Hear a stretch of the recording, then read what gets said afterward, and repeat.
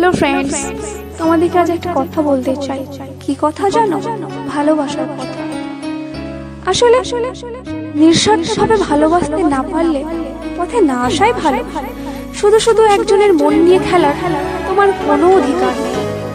ভালোবাসার স্বার্থ থাকলে সেটাকে ভালোবাসা বলে না।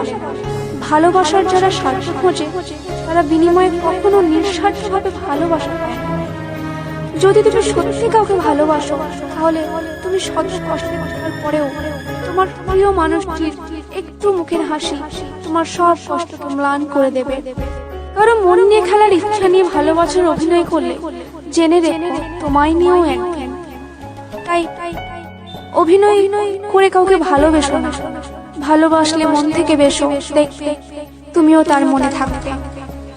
আর হ্যাঁ, এই মেসেজটা তোমার সমস্ত ফ্রেন্ডদের শেয়ার করো। সব বন্ধুদেরকে জানিও ভালোবাসা কেমন। আর হ্যাঁ, কাউকে ভালোবাসলে অভিনয় দিয়ে না, ভালোবাসো, ভালোবাসা দিয়ে।